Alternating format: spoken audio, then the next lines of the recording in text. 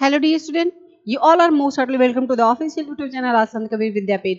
ये बहुत खुशी की बात है कि आप हमें देख पा रहे हैं संत कबीर विद्यापीठ के ऑफिशियल यूट्यूब चैनल पे।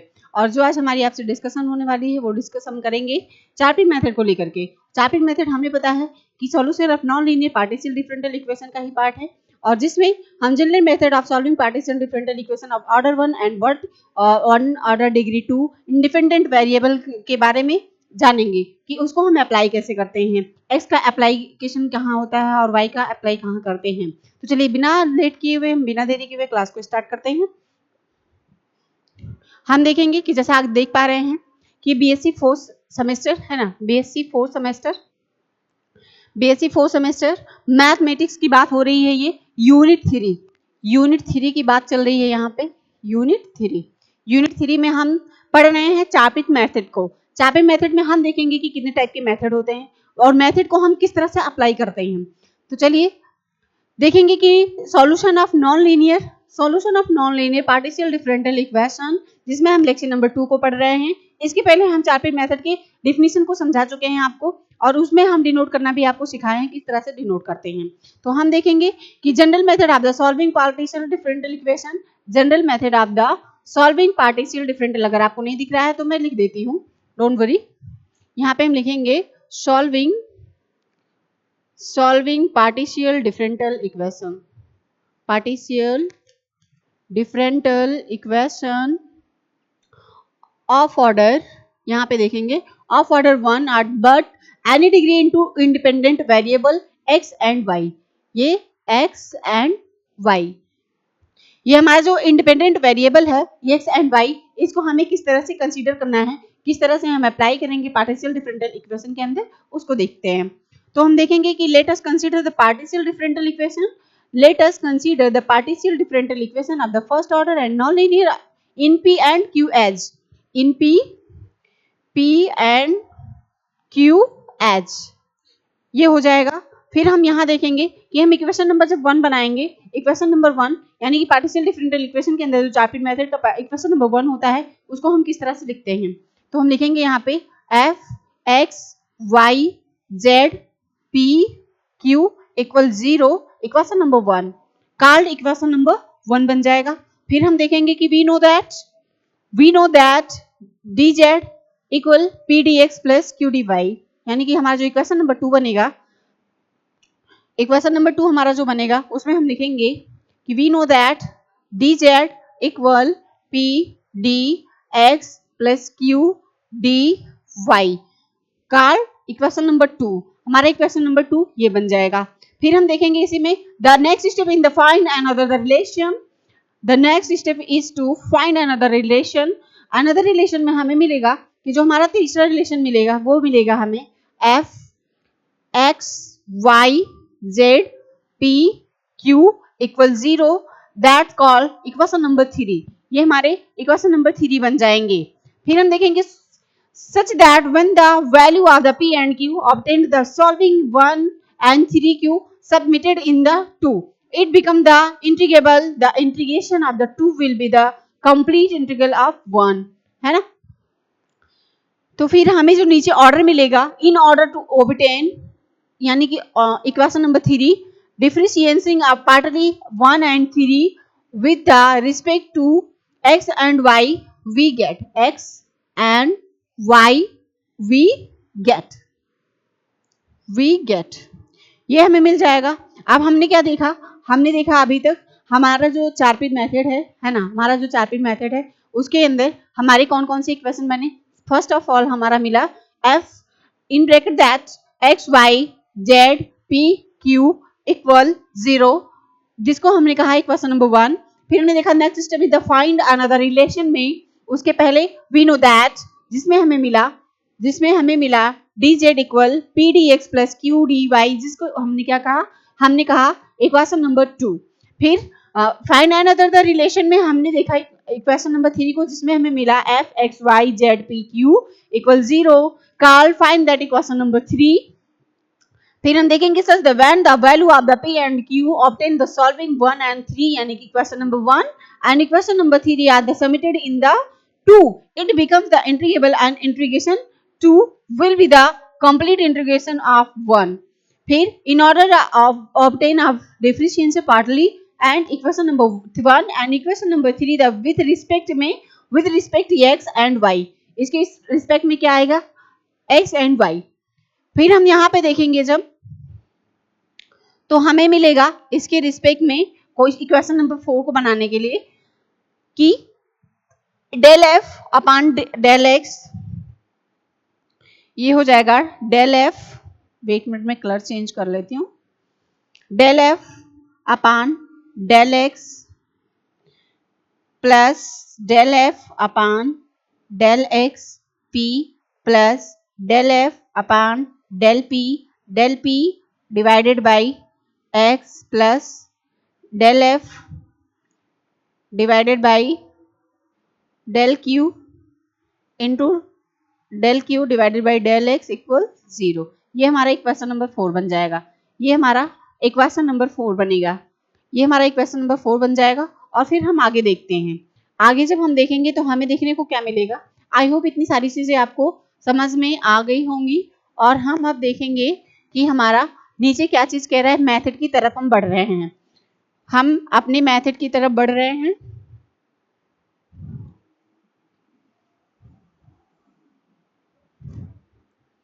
और जब हम अपने मेथड की तरफ बढ़ेंगे तो हमें क्या मिलेगा कि इक्वेशन नंबर 4 तो हमें मिल गया, इक्वेशन नंबर 4 मिला। और इक्वेशन नंबर 5, इक्वेशन नंबर 4 में हमने देखा कि हमें क्या चीज मिली है कि del f divided by del x plus, है ना, फिर del f divided by del x p plus del f divided by del p divided by del x plus del f divided by del q, फिर यहाँ पे into हो जाएगा into that del q divided by del x equal 0, equation number का 4, है ना। फिर हम नीचे आएंगे, जब इसमें थोड़ा अप्लाई करेंगे, अप्लाई करने के बाद हमें क्या चीजें मिलेंगी, कौन सा इक्वेशन हमें मिलने वाला है, हम उसको देखेंगे। Del f divided by del x, capital F को वैसे ही डिनोट किया जाता है। फिर del f divided by del x p plus del f divided by del p, del x हो जाएगा plus del f divided by del q into, ये इंटू है, into del q divided by del x equal 0, called equation number 5, इसको हम equation number 5 कहते हैं। फिर हम देखेंगे कि del f divided by del y plus del f divided by del z q plus del f divided by, ये हमारा सारा क्या है, चार्पिन मेथड का फॉर्मूला है। इसको हम एक एक करके कहाँ कहाँ हमें क्या किस तरह से किस इक्वेशन को कहाँ पे अप्लाई करना है उसके बारे में हम जान रहे हैं। Del f divided by del p divided by del y plus del f divided by del q divided by del y equal 0, called equation number 6। फिर हम देखेंगे कि del f divided by del y plus del f divided by del z q plus del f divided by del p divided by del y plus del f divided by del q, फिर del q divided by del y equal 0, जो हमें मिला equation number 7 में, equation number 7 मिला। और where जहां पे हमें क्या करना है कि del z divided by del x equal p रखना है, और यहाँ पे हम रखेंगे del z divided by del y equal q, हमें इसे अप्लाई करना है। Now eliminating del p divided by del x from equation number 4 and 5 we get हमें क्या मिलेगा कि del f divided by del x plus del f divided by del z p plus, मतलब हम इसको अप्लाई कर रहे हैं और हमें अप्लाई करने पे क्या मिल रहा है, del f फिर del q हो जाएगा, del q divided by del x हो जाएगा, यहाँ पे हमने देखा डेल एफ है डेल एक्स हो जाएगा plus del f del z हो जाएगा पी प्लस इतना, फिर हम ब्रैकेट जब क्लोज करेंगे तो डेल एफ मिलेगा और डेल पी मिल जाएगा। माइनस इसमें करेंगे तो माइनस करने पे हमें क्या मिल रहा है, देख रहे हैं कि del f divided by del x del f divided by del z p plus del f और del q divided by del x, that ये क्लोज हमारा हो जाएगा bracket, that close the bracket, उसके बाद में del f divided by del p equal 0, ये सारी चीजें हमें मिल गई। अब हम देखते हैं इसी में इसका दूसरा जो फंक्शन बनता है, जो स्टैंडर्ड फॉर्म बनता है वो क्या होता है, इसी का सेकेंड हम करेंगे जो हमें स्टैंडर्ड फॉर्म के रूप में मिलता है इक्वेशन नंबर 8 के रूप में।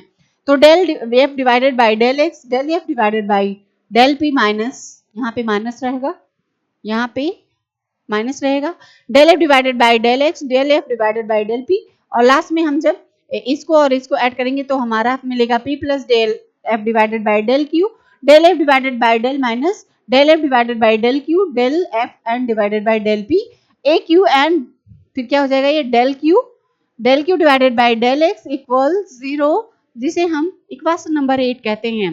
फिर हम इसको सिमिलरली करेंगे, यानी सिमिलर करेंगे। जब सिमिलर करेंगे 7 और 8 को तो हमें क्या मिलेगा, similarly eliminating del q divided by del y from the equation number 6 and 7 we get, हमें पहले तो हमने रखा इसमें कि 4 और 5, पहले 4 और 5 को रखा, फिर हमें ये मिला है ना, ये और ये। अब हम जब 6 और 7 इक्वेशन को रखेंगे, 6 और 7 इक्वेशन को अप्लाई करेंगे तो हम देखते हैं कि हमें क्या मिलने वाला है।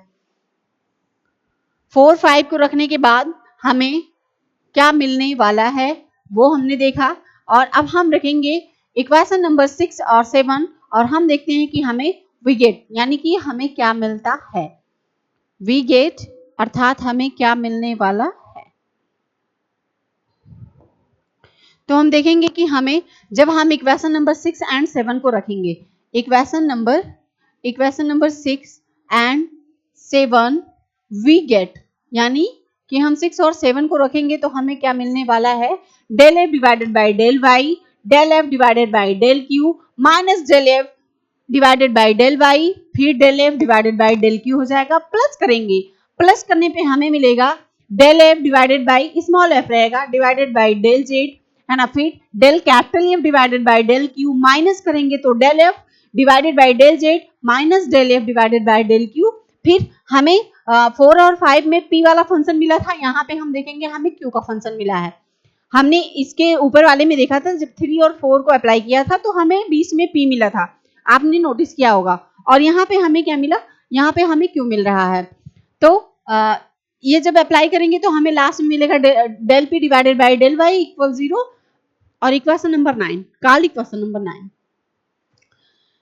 Since del q divided by del x square del square z del x dy, यानी कि डेल x और डेल y डिवाइडेड में रहेंगे इक्वल डेल p और डेल y, डेल p और डेल y हमें मिला। The last term in the 8 in the same as the 9 and the expect of the minus of the signal and the hence they cancel on adding 8 और 9। अब हम 8 और 9 हमारा जो मिला 8 और 9 उसको हम क्या करेंगे, कैंसिल कर देंगे। Therefore adding 8 and 9 in the rearranging in the terms we get, जब हम 8 और 9 को रखेंगे तो रीअरेंज करेंगे, है ना, रीअरेंज करने के बाद फिर हमें कौन सा टर्म्स मिलता है वो देखते हैं। हमें ये टर्म्स मिला, जब हम 8 और 9 इक्वेशन को रीअरेंज किए तो हमें कौन सा इक्वेशन मिला, इक्वेशन नंबर टी मिला, जिसका नेमनेशन दिया है कुछ इस प्रकार से दिया है del f divided by del x, है ना, प्लस p और del f divided by del z, इस तरह से हमारा आगे सब दिया हुआ है, जिसको हम लास्ट में कहे minus del f divided by del q del f capital N divided by del y equal 0, equation number 10। हमने क्या समझा अभी तक कि हमने जब 3 और 4 को किया, 3 और 4 को करने के बाद हमें बीच में कुछ प्लस वाला सिंबल मिला था जो p के साथ में रीअरेंज कर रहा था, फिर हमने 6 और 7 को रखा तो हमें क्या मिला कि हमें बीच में जो यहाँ पे आप देख रहे हैं प्लस q का, ये रीअरेंज करने पे मिला ये फार्मूला जो हमारा 9 वाला इक्वेशन। फिर हमने देखा आगे कि जब हमने 8 और 9 को ऐड किया, यानी यहाँ आप देख रहे होंगे therefore adding 8 and 9 rearranging the terms we get, यानी जब हम 8 और 9 को रीअरेंज किए तो हमारा इक्वेशन क्या मिला, कुछ इस प्रकार इक्वेशन नंबर 10 मिला। This is a linear equation of the first order obtained the desired function of f। ये हमारा जो कैपिटल IF आप देख रहे हैं बार बार डेल के साथ, इसको हम क्या कहते हैं, डिजायर्ड फंक्शन कहते हैं। क्या कहते हैं, डिजायर्ड फंक्शन के नाम से जानते हैं। बार बार आपके माइंड में आ रहा होगा कि कहीं कैपिटल एफ दिया है, जैसे यहाँ आप देख पा रहे हैं, आप यहाँ भी कैपिटल एफ है जिसे हम del f the desired function कहते हैं, del f desired of function. तो हमने क्या देखा कि this is a linear equation of the first order to obtain desired function f. अब हम चलेंगे इस इक्वेशन को लेकर के कि the integral of the equation number 10 is the obtained by the solving the auxiliary equation, है ना, auxiliary equation। ये सारी चीजें हम थोड़ा इरेज करते हैं और इसको अप करते हैं। अप करने के बाद देखते हैं कि क्या क्या चीजें मिली और हमने किस तरह से अप्लाई किया, किस तरह से अप्लाई किया।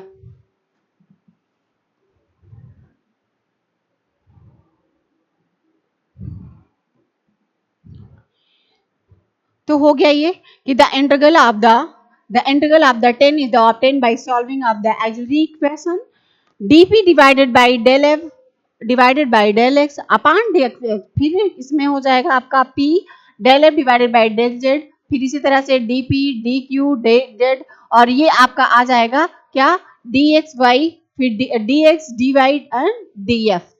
ये हमारा क्या मिलेगा df यानी 0 और ये हमारा बनेगा इक्वेशन नंबर 11 इक्वेशन नंबर 11 बन जाएगा। फिर हम आएंगे आगे देखेंगे since any of the 5 integral equation number 11 will be satisfied 10 in the integral of 11 which involve the p r q और both दोनों में इन्वॉल्व हो रहा है, किसमें इन्वॉल्व किसमें हो रहा है, इन्वॉल्व हमारा हो रहा है p और q, यानी p और q दोनों किसमें हो रहा है और बोथ यानी दोनों में हमारा इन्वॉल्व हो रहा है। Will serve along the given equation to find p and q। For practice we shall select the simplest integral of using the standard notation, है ना। और ये हो जाएगा आपका कि fx, है ना, fx divided by del x, फिर fy, फिर fz, fp, fq इस फॉर्म में मिलेगा जिसे हम कहते हैं Charpit auxiliary equation 11 by may be written as और हमारा ये बन जाता है dp divided by fx plus pf, है ना, और फिर dx के फंक्शन में जाएगा यानी कि dp में जाएगा, dq में जाएगा, dz में जाएगा और हमने बताया कि दोनों साइड से है यानी कि pqr, है ना। तो ये क्या जाएगा x y और f में, ये हमारे फंक्शन में डिजायर कर गए हैं। तो अभी तक बच्चों हमने क्या देखा, हमने आज चार मेथड में देखा कि हम कितने तरह के फंक्शन, कितने तरह के रिलेशन को अप्लाई कर सकते हैं किस तरह से। और अब आगे हम जानेंगे वर्किंग रूल, लेकिन वर्किंग रूल जानने के पहले हमें इन सारी चीजों को जान लेना होगा। और आप पहले अगर इस वीडियो को देख रहे हैं तो इसके पहले वाली वीडियो को देखेंगे जिसमें आपको डिनोट बाय और डेफिनेशन बाय चार्टपीट बताया गया है। तो तब तक बने रहिए संत कबीर विद्यापीठ के साथ। फिर मिलेंगे हम चार्टपीट के अगले मैथड रूल के बारे में जिसमें हम देखेंगे कि चार्टपीट का मैथड रूल क्या होता है और चार्टपीट का मैथड रूल हम किस तरह से अप्लाई करते हैं। Thanks for watching the class.